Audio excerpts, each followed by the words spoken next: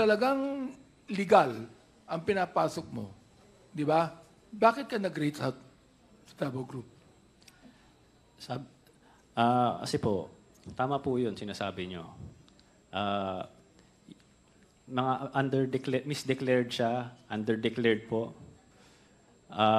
Katulad nga po ng sinabi ko, kung Ibig sabihin, meron kang misdeclared, underdeclared. Correct? Yes po. Kaya nag-reach out ka sa Davao Group. Yes po, Your Honor. Tama? O tanong ha? Ikaw ba nagpapasok ka ng mga ukay-ukay, ng mga damit na second hand? Opo. Papasok ka, di ba? O, Major Kaskolan, bawal yan. Yes, sir. Bawal yan, di ba? Yes, Your Honor. Pero nakakapasok. Yes, Your Honor. Anong ginagawa nyo? Anong ginagawa nyo? Actually, Your Honor, we apprehend these shipments, but there are so many ways, Your Honor, of hiding this. Ang daming, Yes, Your ang Honor. daming ukay-ukay dito sa Metro Manila. Bawal ipasok yan. Merong, Very true, Your Honor. sandali lang. Merong directive ang WHO sapagkat health hazard yan. Very true, Your Honor. Ngayon, And ano itong tanong ko, ha? Bakit nakakapasok sa customs yan? Sir. Pagkatapos mo sagutin yan, Yes, sir. I want the attorney from customs to answer me on that.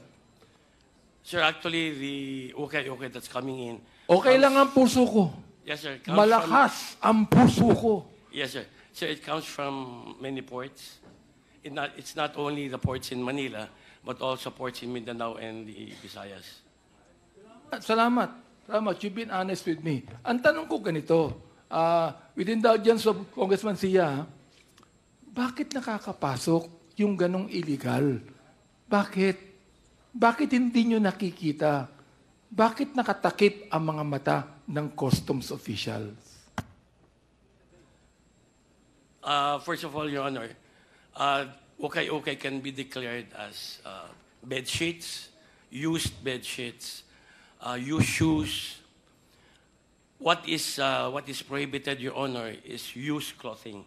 Major So it- Kaskolan, and- that can be declared, but you know for a fact that they are not new. Yes, Your Honor. But If you go to every store that has ukay-ukay, you know for a fact that there are no bed sheets there. There is nothing new. What Yes. I'm saying right now is this. Ito ha. O, binanggit na ni Mark Taguba, umami na siya. Umami na siya kasi tinanong kanina ni sino yun? Na kung ano ang laman ng container eh. Di ba? Sinabi mo kanina, Mark, na ito ay mga, anong sabi mo kanina? Mga general merchandise. General merchandise. Ngayon, inamin mo na nagpapasok ka ng mga ukay-ukay. Correct? Yes po. Okay. Ilang container ang pinapasok mo ukay-ukay? Yun po, hindi ko po alam kung pwede nilang ipasok yan kahit saang container doon. Right. Sinong nagbubukas ng container? Sa Bureau of Meron niyang customs police, correct? Yes po. Merong official ng customs yan, correct? Yes po. Ayan. Nakikita yan. Binubuksan yan. Di ba? Pero Oo. yung Kaya ka nag-reach out sa Davao Group sapagkat alam mo na pag binuksan yan, ipagbabawal niya ilabas. Correct? yes po. Oh, nag-reach out ka sa Davao Group para hindi na buksan ang mga container na yan. O kung buksan man yan, pikit ang mga mata na nagbukas. Tama ako? Yes po, Your Honor. Yun. Go ahead. Container deposit, sabihin natin mga 30,000. 30,000. That's included in the 170,000 per container? Yes po, Your Honor. Included na. Congressman Flores, if I may. Go ahead, sir. Gusto ko lang kasi para makumpleto yung picture. Go ahead, sir. Go ahead, Chair. Mark, gaya nung tanong ni Congressman Flores, so roughly kumikita ka ng 20,000 per container. Yes po, Your Honor. So, halimbawa, sa isang linggo may 100 container ka, meron kang more or less 2 milyon sa isang linggo. Hindi naman po sila palaging nagbabayad agad. So, yung iba utang. So, pero more or less mga malaking halaga rin po. So, ibig sabihin, pag container, kasi may 20-footer na container, may 40-footer na container. So regardless of the size, basta yun ang tara. Opo. So, alam mo ba kung kanino napupunta yung magkano 170 per container? Yes po, Your Honor. Pwede mo bang ikwento sa amin ni Congressman Kit kung kanino napupunta yung 170 na yon? Kung alam mo lang, no? Kung ano yung breakdown ng 170 na yon? Sabi ko nga po, mahirap naman po magsalita ngayon dahil wala naman sa akin yung mga dokumento ko. Pero kung yan po, nasabi ko na to lahat noon pa eh. Sa Senate hearings, congressional hearings. Wala naman po nagbago, nandiyan pa rin naman po yun. So hanggang ngayon? O pwede niyong makuha yan kung ano, sa Sige. Senate. So nasabi mo na yan noon? Nasabi ko na po noon to. Tama ba yon, Jimmy, na yung bayaran pala dyan o yung TARA system na sinasabi, per container?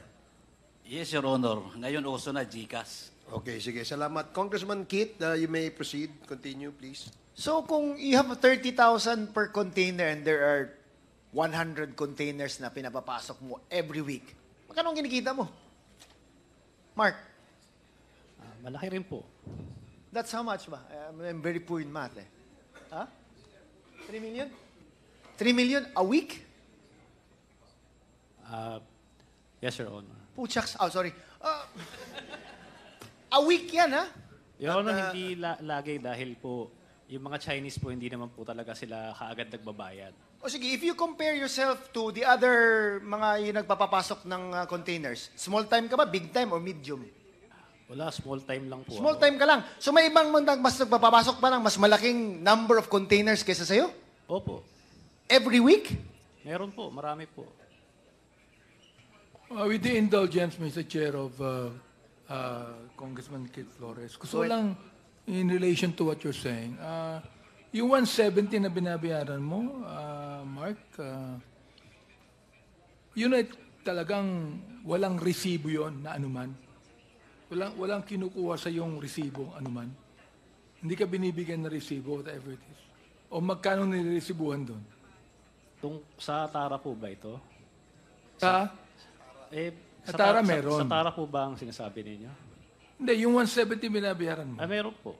Kaya nga po, sabi ko po noon pa ito sa Senate. Okay, magkano yung niresibuhan doon? Iba-iba po yan. Meron pong shipping line, meron pong customs duties. Okay, magkano yung lagay doon sa 170? Hindi ko na nga po kasi 160 ang lagay.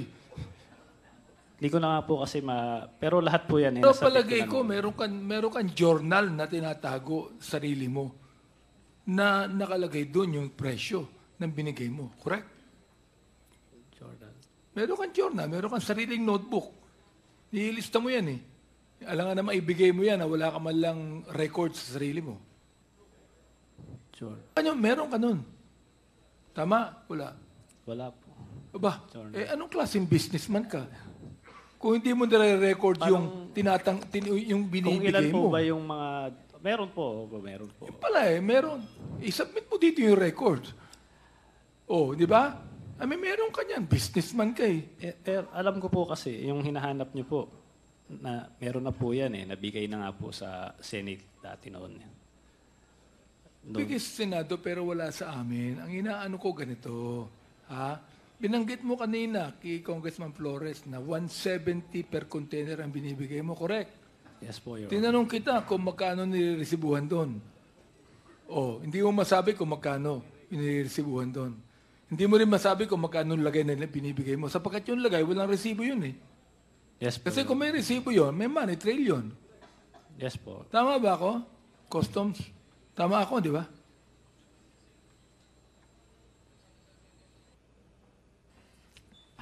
Mr. Chair, regarding the money trail, Your Honor, or O, hindi. Tama ako na kung may lagay doon, walang resibo yun. Sapat kung mayroong resibo, may money trail na makikita sa inyo. Hindi naman pwedeng resibuhan yan na resibo ng gobyerno eh. Correct? I'm sorry, Your Honor, but I have no personal knowledge of the... Hindi ko sinasabi may personal knowledge kang. Sinasabi ko lang kung yan ang nangyayari yan sa customs. Kung naman nagtatago ka pa na kung ano-ano eh. Ilang taon ka na sa customs? Your Honor, Ilang taon ka na sa customs? about 5 years, Your Honor. Wala kang alam? Your Honor, About... Yung una kong Your Honor. Bira, 5 years ka na dyan, may alam ka. Bira, ang inaano mo, meron kang journal na tinatago dyan. For example, like, okay, 170,000. Niresibuhan ang 100,000. Yung 70, walang resibo. Lagay yun. Di ba? Therefore, yung walang resibo 70,000, nire-record mo yan sa personal journal mo. Businessman ka eh. Sige po, Your Honor, kumahanap ko po. Mahanap mo yan. Mahanap mo yan. Maniniwala ako sa sinasabi mo kung bibigay mo sa amin dito yung personal na record ng mga lagay ng mga na binigay mo. Si Chair. Okay? Yes po, Mr. I-submit Chair. mo dito. Para maniwala kami sa'yo. O makikita namin ngayon yan. Eh kung yun sa drugs nga eh. Sa drugs.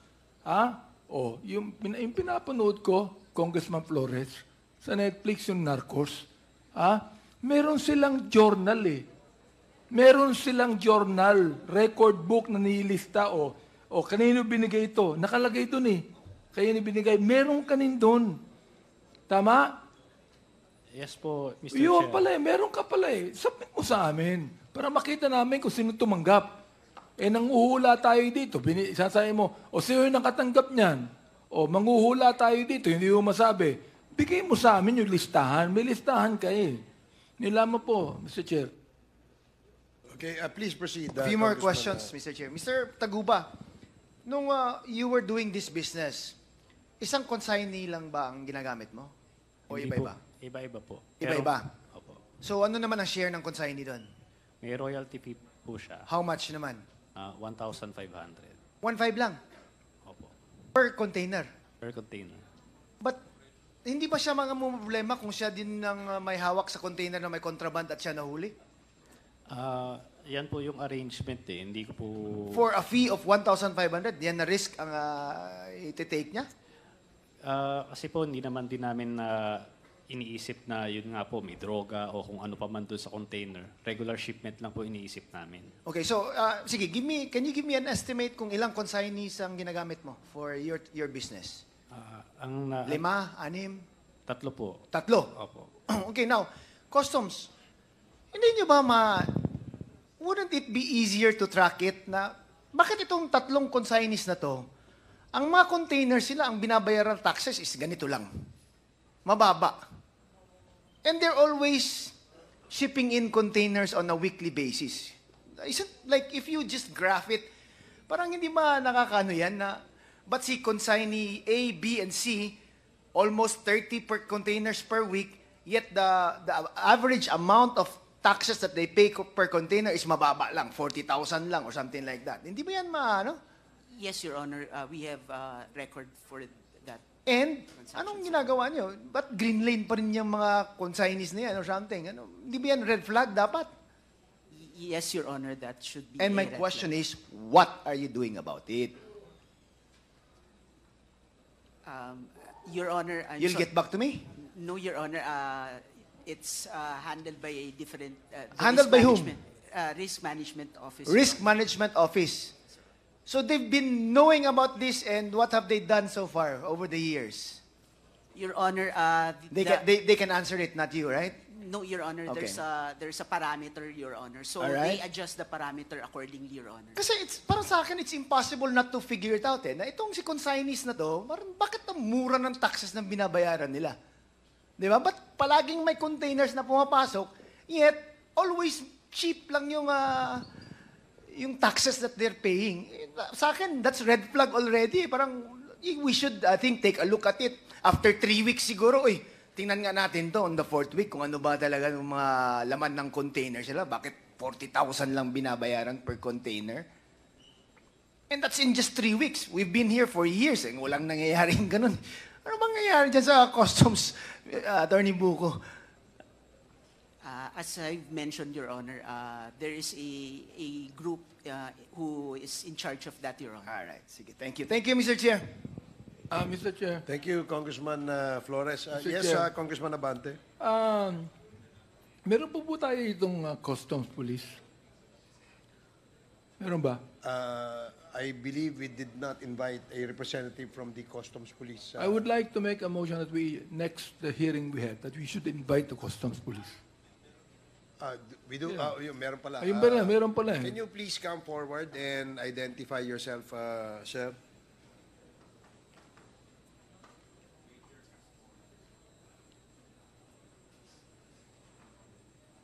Dito na lang. Yan. Take a seat. Yan.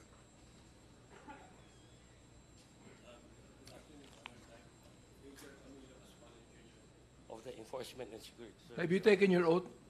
Yes, Your Honor. Camilo Cascolan. Yes, sir. How are you Pwede related po ba to ako the magtanong? the late General Cascolan? Sir, he's my younger brother, sir. Ah. Okay, sige. So, Congressman Benny Just would like to ask the question, ano ang tungkulin nyo dito sa pinag-uusapan natin? So the function of the the ESS actually is to prevent smuggling. Prevent what? Prevent smuggling. Smuggling. Prevent corruption, correct? As a consequence, Your Honor, prevent Prevent yung corruption. lagay, correct? Again, Your Honor, Prevent yung lagay. Corruption yun eh. yes, Your Honor. Ilan taon ka na sa customs? Sir, I'm 38 years in the service, Your Honor. In customs? Yes, sir. 38 in customs. Yes. So alam mo lahat ang nangyayari dyan. If you do not answer us right, I am going to file a resolution to investigate the Bureau of Customs. Right? I will try my best to answer all your questions, Your Honor. Mr. Chair, go ahead. Okay, sige. Thank you, Congressman Abante. The Hindi siya dinadali. Ibig sabihin, hindi siya nakalabas agad-agad. Hindi po, pero naka-green lane po siya. Naka-green lane. Opo. Okay. Anytime po doon, kung talagang merong balak silang anuhin yon, pwede nila i-red Ilang lane. weeks ba bago nailabas ninyo itong shipment na to? Yung kay Kenneth Dong na yung pala meron lamang droga. Ilang weeks o ilang months? Kung di ako Despite the fact na naka-green lane siya. alam ko po kasi na baba na siya May 17 pa lang, nasa port na siya. Okay. So, na-deliver siya May 24 na, So mga 1 week. mga 1 week po. So yung regular na processing for the green lane. Ang green lane po, kung mamadaliin siya, mga 2-3 oras, mailalabas mo na yung container. Oh, sige, okay. So May 15, may sabi mo, may mga fees na, processing fees, tapos hindi pa nailabas. May manifest na sa barko. Ibig sabihin, nandiyan na siya. Okay. Hindi pa lang siya, parating na siya sa port. Okay. So doon pa lang, ginagawa yun para si BOC, kung tingin niyang may problema, pwede na niyang i-red lane. Pwede na niyang i-alert. So, maski si BOC, wala siya nakikitang kahit anumang anomalya dun sa Pero hindi nyo alam kung sino talaga yung may-ari ng shipment na to. Hindi po. Hindi nyo alam. Hindi po. So, ikaw yung naghanap ng consignee, tama ba? Yun ba yung pagkaintindi ko? Opo. So, nag-inquire siya sa akin. Siyempre, tatanungin din niya dahil nga po si Hong Fei, hindi naman po siya accredited dito. Okay. Kailangan niya ng consignee for hire. So, yung pay, yan ang tunay na may-ari? Opo. Yung shipment Based na yun? dun sa, opo, kasi para malaman nyo rin po, yung proseso dun naman sa China, pagka mag-e-export siya, siya kasi naglo-load ng mga gamit eh.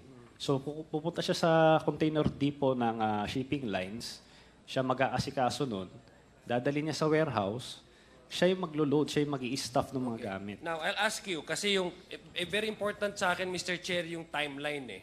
Kasi I think the reason why you approach the Davao Group, it's because for you, 1 week is too long for a green lane shipment. Tama ba? Yes po. Okay. So, within 1 week, ito yung rason kung bakit mo in-approach ang Davao Group. Tama ba? Para malabas ba? Gusto ko lang namin maintindihan. Hindi po, itong particular na shipment na ito, kaya naman siya nailabas ng, dahil hindi po siya rush eh. Okay. Ang container, ang truck ko lang po noon, 8 lang po eh. So, kung hindi naman siya rush, di gagamitin ko siya sa ibang kliyente ko na nagra-rush ng shipment. Yun na lang ilalabas ko muna. Kaya nga, gusto ko lang kasi maintindihan, no? Sabi ko nga, gusto kong tayihin yung senaryo, no? Sa case mo ngayon. Ang sinabi mo, kaya nga, given na yon, nag-enroll ka, etc., nag-ano ka, di ba? And then later on, you did not know that the shipment, kasi nakapasok ka na sa kanila eh. That's the first scenario that happened. And the transaction there was successful, according to you, no? Now, here we are now. Di ba? So, pumunta ka seeking the assistance of the same group for this shipment to be released. Tama ba? Opo, lahat po ng shipment. Lahat ng shipment. In the particular shipment, itong may laman na shabu. Opo. Tama ba? Pero yun nga po, sinasabi ko po, hindi ko po alam yung tungkol dyan sa shabu na yan. Aha. So, ang alam ko lang po is general merchandise yan. So, pag nung 24 na i-deliver namin, nagkaroon ng raid sa Valenzuela, 26. Doon pa lang po nalaman na meron palang metal cylinder. Okay. So, I'll go to Mr. Jimmy Guban. Mr. Jimmy Guban, is this the same shipment na sinasabi na pag-aari nung Davao Group o pag-aari ni... Tama ba? Your Honor, sila ho ang nagpoprotekta. Okay. So, Your Honor, kasi dadagdagan ko lang yung kay Mr. Mark Taguba. Yes, please. Sa port of origin po, doon sa port of loading, may mga consolidator. Well, I will tell you frankly, that is the job of Michael Yang. He Okay, is Michael one among Yang. the biggest consolidator sa China. Wait lang. The same Michael Yang that was shown in the matrix of PIDEA. Yes, Your Honor. Okay. If I may, Yes, Congressman please. Adjong. Yes, no? please. Jimmy, kasi medyo seryoso yung aligasyon na yan. No? Anong basihan natin para sabihin mo na si Michael Yang ang consolidator? Para lang sa kaalaman namin lahat. Kasi madaling magpangalan eh. Your Honor, I have testified already. One among my shipments, according sa galing yun sa kanila. Siya lang ang nag-consolidate sa China. The same also, Your Honors, na mga nawawala na containers. Iwan information po ito, Your Honor, na sila ang nagko-consolidate sa China, nawawala sa Port of Manila, nawawala sa Port ng Taguluan. Sino nagsabi sa'yo na si Michael Yang ang consolidator? Your Honor, may testimony already dahil kaya sa akin. I know. Kahit si may Mr. testimonya ka, iba ngayon. Sabihin mo sa amin, sino? Si Mr. Henry Tan, Your Honor, at saka si Mr. Abiliera kung bakit nila ako in-invite. So si Mr. Henry Tan ang nagsabi sa'yo na si Michael Yang ang nagko-consolidate. Yes, Your Honor. And who is this Mr. Henry Tan? One among also the financer, importer, Filipino-Chinese? Filipino-Chinese, Your Honor. Nandyan siya sa customs? Na negosyante yun, Your Honor. Negosyante. Anong negosyo niya? The same din, Your Honor. Nagpaparating din ng mga kargamento before. So, General merchandise din. Yes, general merchandise. So, na hinihingi niya rin po ng clearance. Meron ka bang report na ginawa sa Bureau of Customs sa pagiging intel operative mo noon na i-red flag yang Henry Tan na yan? Your Honor, I have submitted reports ng isang malaking bodega sa Giginto, Bulacan. Who owns the bodega? Marami po yan, Your Honor. One among them is the Okay. consolidator galing kay Michael Yang. Yan po Sige. yung... Yung Henry Tan, anong report mo sa Bureau of Customs about Mr. Henry Tan? Meron ka bang ginawang report? Yes, Your Honor. And what does the report say? The same as Your Honor. Practicing general merchandise. So, Yun ang mga para deklarasyon siyang nila. Mark Taguba rin. Yes, Your Honor. So, kaya nga, sinabi mo ba doon sa report mo na si Henry Tan ang nagsabi sa iyo na si Michael Yang ang consolidator nitong mga goods na ito from the port of origin? Yes, Your Honor. That is also included in my affidavit in this Quadcom, Your Honor. Okay, sige. Thank you, Congressman Adjong. Please continue. Mr. Chair, have we invited Henry Tan here? We actually did, but we don't know kung sino yung where to find this. Perhaps Mr. Major Cascolan would know. Kilala mo ba si Mr. Henry Tan? No, sir. So you have no idea who Henry Tan is? No, sir. So si Jimmy, alam mo ba saan ang opisina niya? Saan ang Your ano Honor, I niya? give already the former address that I knew sa Binondo. So yung dati niyang address that you know, ibinigay mo na sa... Can you check nga, COMSEC? Yes, Your Honor. And ask the assistance of the PNP to locate this Mr. Henry Tan. There's another name he mentioned, Mr. Chair. Sino pa yung isa? Maliban Yang. kay Henry Tan, meron ka pa mention na pangalan eh. Michael Yang. Your Honor, si Small Boy Abiliera. Oh, Small Boy Abiliera. Si Small, oh. Would like to also, Mr. Chair, direct the COMSEC to try to contact Mr. Abiliera. The Councilor Abilera was here last time. He attended this hearing. And we will again invite him in the next Quadcom hearing. Sige, please continue. Thank you. Congressman Joe. Thank you, Mr. Chair. So, balikan ko lang. Alam ko, parati ito tinatanong sa iyo, Mr. Mark Taguban. No? Balikan ko lang si Mark. Mamaya tatanungin kita, Mr. Jimmy Guban. Mark, so, nag-usap kayo ni Kenneth. And then, paano napunta yung usapan nyo to a point na nagte-textan na kayo ng certain nanny at saka di ba? Parang ganun yung Can you please supply the events and the information kasi gusto kong malaman how did you arrive into deciding na kailangan mong i-tap again your Davao connection in order for your shipment to be released the soonest possible time. So after Kenneth Gudong, saan ka pumunta? Sinong tinext mo? Hindi po, lahat po ng shipment talaga, nagbibigay ako sa Davao Group. Okay, so, sige. kasama tong shipment na ito. Okay, so ibig sabihin, kasama na yung shipment na yun kaya Opo. nagbibigay ka. Okay.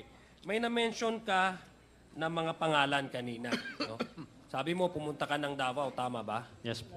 Nagkaroon ba kayo ng meeting with all of these personalities that you mentioned? Sino yun? Si Nani? Can you yung mga Davao group na sinasabi mo? Si Tita Nani po, si Jack, si Jojo, si Noel, si Big Brother, si Big Small. Brother is yung si Councilor, sino yun? Abiliana? Hindi po, si Gerald Capuyan po yun. Allen Okay, Capuyan. okay. Tapos si Small yan. Tama ba? Yan po. So ito yung, so sasabi mo ba na para silang lobby, kumbaga, kung sa politika sa states, may tinatawag na special interest groups, no? Na na tumutulong sila sa isang bagay para makuha kung ano yung gustong makuha ng kliyente nila. So parang ganun sila, parang pressure group sila para mas mapadali yung transaction mo. And in this case, yung mga releases ng shipments mo, tama? Yes po. Okay. So saan kayong nag-meeting? Nag-meeting ba kayo? Sinabi mo, nag-meeting kayo sa Davao. You were sent to Davao. Did you go to Davao on your own? Or was it part of the arrangement? Ayun po. Pinapunta po ako sa Davao. Okay. So, yun nga po, wala naman akong kilala sa Davao. Si Jack po yung nag-ano sa amin noon, sa instruction din ni Tita Nani. Dinala naman ako ni Jack sa isang restaurant. Hindi ko na po maalala kung saan kami nag-meet. Yun po, nakamit ko po si Small. Ayan. Nag-usap kami tatlo. Sinabihan nila ako, yan, Mark, ito, barkada ito. Yan si Small, yan ang number 1 counselor dito. Ganyan. Okay. Tapos sinabihan naman ako ni Small noon na kung papasok ka sa amin, kailangan regular kang mag-remit.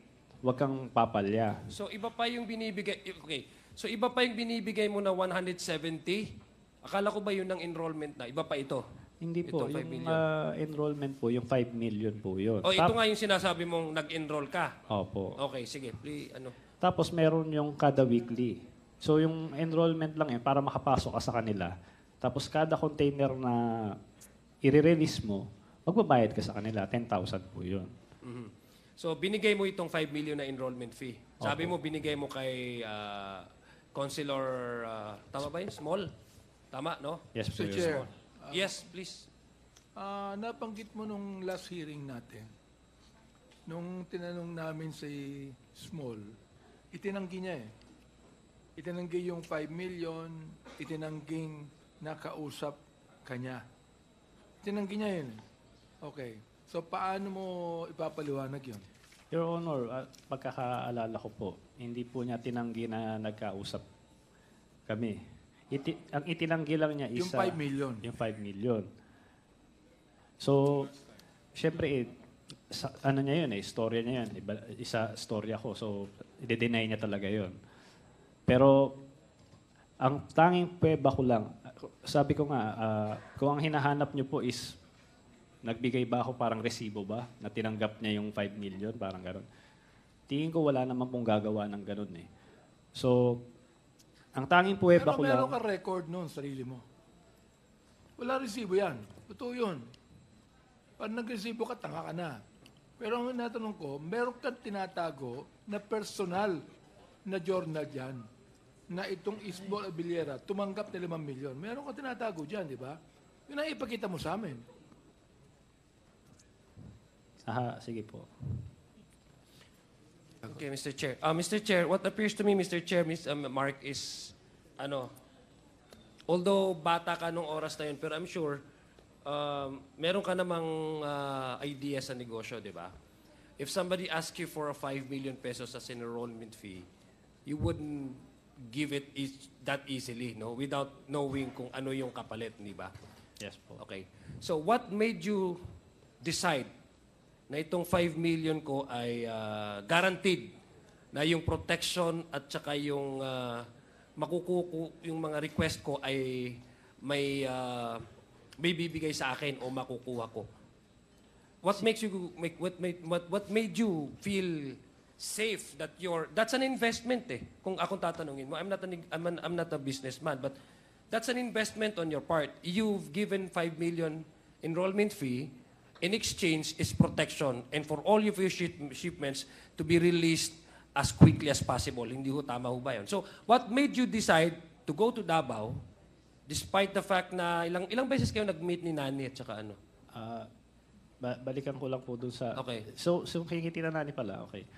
Weekly po talaga, nagre-remit ako sa kanya. So sabi ko po... Saka nagre-remit ka eh? Minsan po, sa kanya mismo. Sinong kanya? Kay Tita Nani po. Okay. So minsan po tatawagan niya ako, nandito ako sa baba, sa tapat na lang opisina ko yon.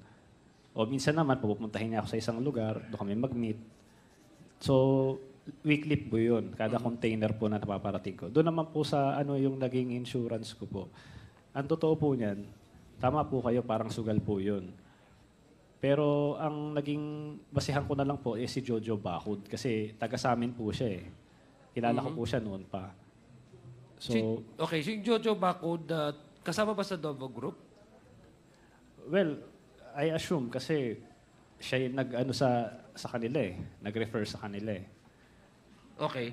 So, Mr. Chair, I'd like to make a motion that we invite Tita Nani and Jojo in the hearing. With the indulgence yeah, please, of yeah, sure. Congressman Adyong. Yes, what is the motion? That we invite a certain Tita Nani and Jojo in the next hearing. Second. There is a motion to invite a certain Tita Nani and a certain Jojo in the next scheduled Quadcom hearing. Duly seconded. Are there any objections? Hearing none, the motion is approved.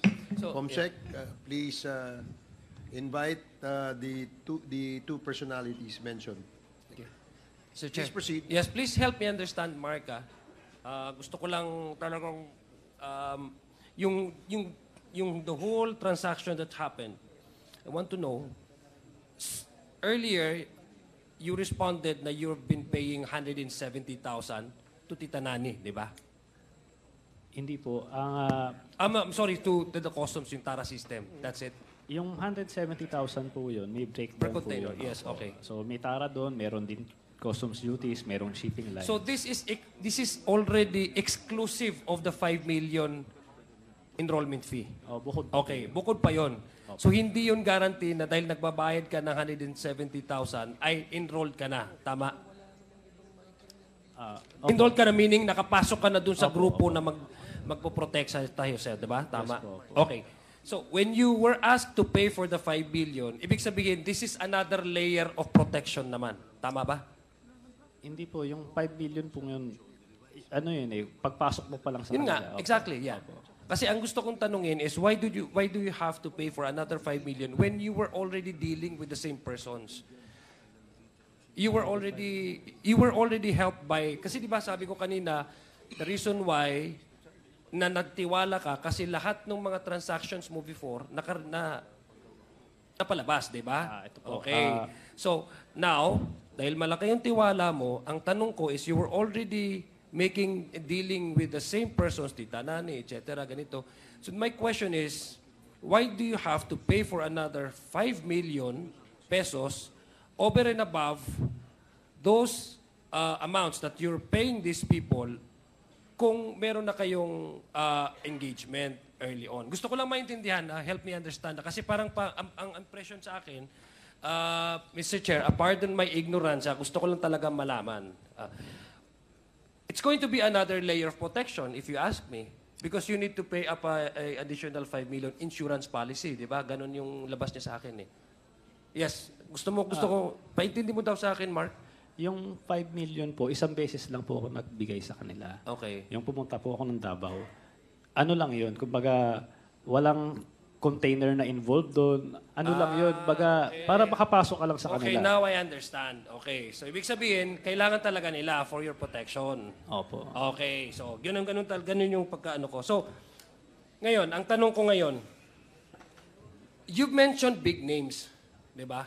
Parang ang na-mention mo is, isa sa nagtiwala ka sa mga taong to, nagbigay ka ng 5 million because may nami-mention sila ng mga pangalan tulad ng yung si Man Scarpio, Attorney Man Scarpio, Congressman Pulong Duterte.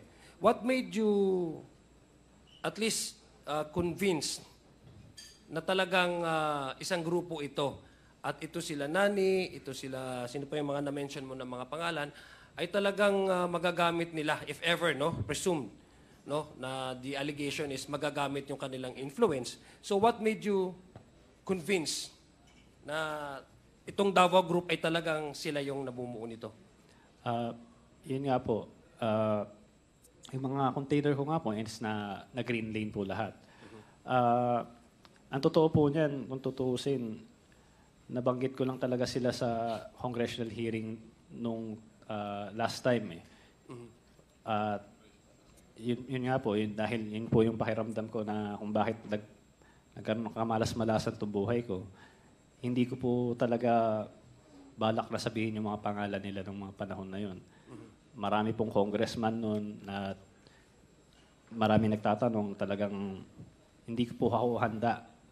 So bigla akong nabanggit yun.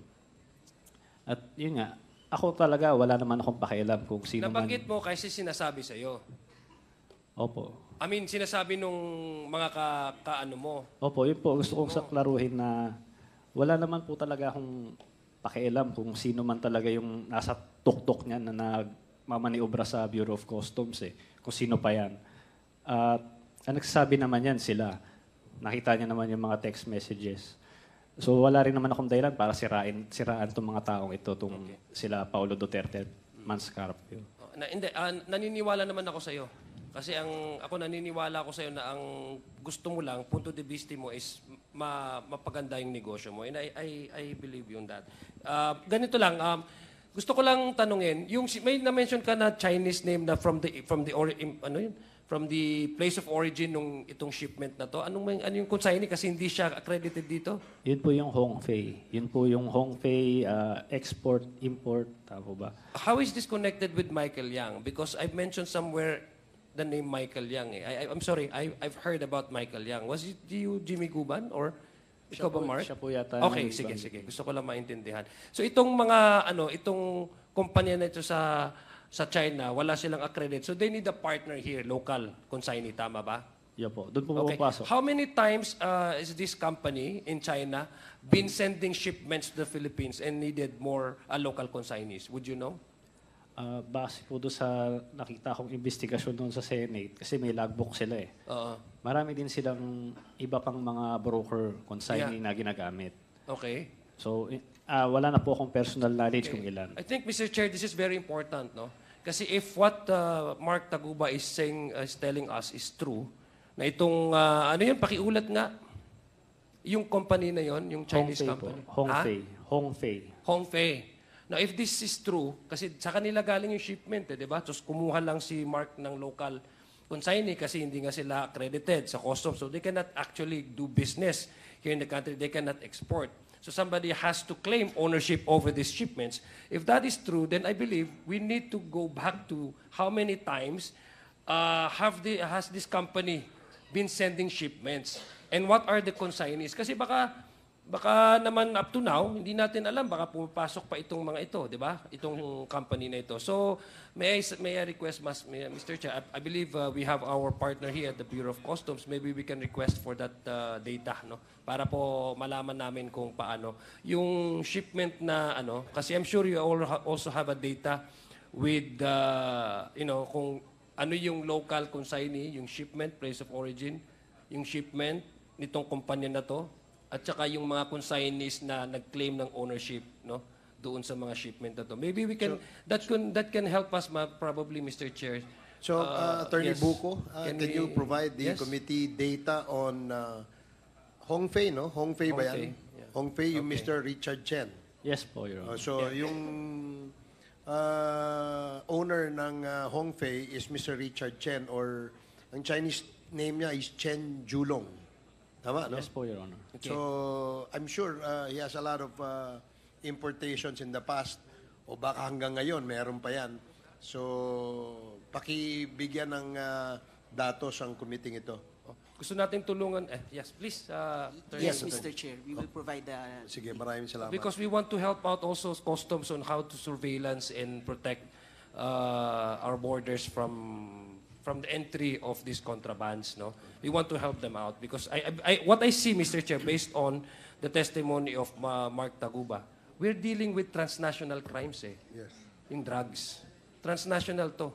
Hindi lang ho ito nagkukuha lang sila ng mga partners nila dito sa Pilipinas para lang maipasok yung kanilang shipment. We're talking about how many tons of shabu, 'di ba? It's so shocking to me, Mr. Chair, and it's mind-boggling because the time that 6.7 tons of shabu was smuggled in the country during the time when the Philippines was declared a war against drugs. So parang napaka-ironic kung kailan pinapatay yung mga tao sa daan, tsaka pumasok yung laking tonelada ng shabu. So we are looking at transnational crimes here, Mr. Chair. So we want to help out also Customs, our partner agency, in the Customs. For my last, I think last two questions lang po, Mr. Chair. Sige, last two questions, Mark? Congressman Madjo. 1 year kang nagnegosyo. I mean, sabi mo, 2017, 2018, di ba? Yes po, Your Honor. Okay. So, ibig sabihin, sa palagay mo ba itong Davao Group na to, nandyan na ba sila? Matagal na? Before your entry? Wala po akong Okay, wala kang personal idea. So, knowledge. maybe I'll ask Jimmy Guban. Jimmy, narinig mo naman yung testimony ni no? Yes, Your Honor. Yung mga sagot ni Mark Taguba. By the way, Yes, Your Honor. magkakilala ba kayo ni Mark before itong mga kasong to at yung nangyari? Yes, Your Honor. Magkakilala na kayo? Yes, Your Honor. Pero have you ever done, business or transaction together? Nakikita ko siya, Your Honor, sa office ng CIIS. Oh, pero hindi mo siya kilala like personal na pare, may papasok or wala. Wala kaming usapan po na ganyan kasi yung tatay niya used to be a former customs, Your Honor. Okay, so ano yung masasabi mo dun sa sinasabi niyang Davao Group? That is correct, Your Honor, from the start of 2016. In fact, even yung positioning sa Bureau, nanggagaling sa Davao Group. Okay. So, kaya si Mark ay nag-i-enroll sa Davao Group para mabilis ang facilitation ng kargamento nila. So, yung 40,000 na sinasabi niya, yun yung may resibo lang na pumapasok sa customs. Maybe 10,000 or 15,000 sa shipping line. Then the rest of that, ay doon na yung sa grupo ng Davao Group. Okay. So, regardless na po yun, kung anong klaseng kargamento ang papasok, which is kaya nag-proliferate ang illegal drugs, pati na ho agricultural products, ang dami po noon. Kasi hindi ho kontrolado ng custom officials ang Bureau of Customs. It's the Davao Group that was controlling during that time. Okay. Congressman Yes, Adjong, please, I saw Major Cascola nodding his head. Does that mean that you are confirming what Jimmy Guban is saying? Yes, Your Honor. So, alam niyo yung ganong sistema o kalakaran sa loob ng customs? Sir, it has always been the system, Your Honor. Okay, would you be able to name people who are behind these kinds of system? Unfortunately, Your Honor, I've been assigned to the Port of Iloilo for 7 years before I was transferred just this October of 2024. Other than that, Your Honor, the happenings during those times, 2016 to present, I do not have much knowledge, but I can get only information through the grapevine. So, grapevine information lang. Pero dun sa post mo, sa Iloilo, Yes, Your Honor. is this happening? No, Your Honor, because Port of Iloilo only just recently had containerized shipment. So before that time, only box shipments were brought to Iloilo. Bulk shipments meaning wala hindi containerized. Yes, Your Honor. So, hindi pwedeng itago. Ibig sabihin, makikita Wala. mo kung Wala, yan ay Your Honor. semento, bigas. Yes, Your Honor. So, iba talaga yung nasa loob ng container. Yes, Your Honor. So, ngayon, containerized ang shipments dumadating dyan. Yes, Your Honor. Are you now with the Manila port or still in Iloilo? I'm now the executive officer of the Customs Narcotics Office, Your Honor. Okay, sige. Please For my continue. last, Mr. Chair, okay, so Mr. Chair, Congressman Abante. Alam ko na marami rin ka rin alam. So, are you willing to talk to us in an executive session to tell us everything that you know? I will try my best to answer all your questions, Your Honor. Thank you. Please proceed. Yeah, Last Mr. for your Chair, last question. For my last question, I believe Mr. Guban, maski hindi ito ata kinwento or sinabi ni Mark as a form of responses sa aming mga membro ng committee, alam mo na may kalakaran na ginuto. Tama po ba? Yung Davao Group, alam mo? Yes, Your Honor. Okay, even without his testimony or without his answers, you already know that there is a group called Davao Group operating within customs. Yes, Your Honor. Okay, sige. So, Mr. Chair, for my last, maybe Mark Taguba, do you still stand your position that you have no idea whatsoever na itong shipment na inarrange niyo ni Mr. Kenneth Ong na galing kay Hong something yung ano, tapos kumuha ka lang ng local consignee ay may lamang droga. Do you still stand with that? Wala po position? kaming alam Wala sa- kang kaalam-alam. Okay. Wala po talaga. Sige. Now, Mr. Chair, for my final manifestation, Mr. Chair, I would like to manifest, I guess, no, that the testimony of Mr. Taguba is in fact corroborated by Mr. Guban. No, kasi alam niya maski hindi niya na ano. In fact, before we invited Mark Taguba, Jimmy Guban already relayed to us portion of that kind of arrangement and what you call this, yung ganong klaseng pagpapalakad.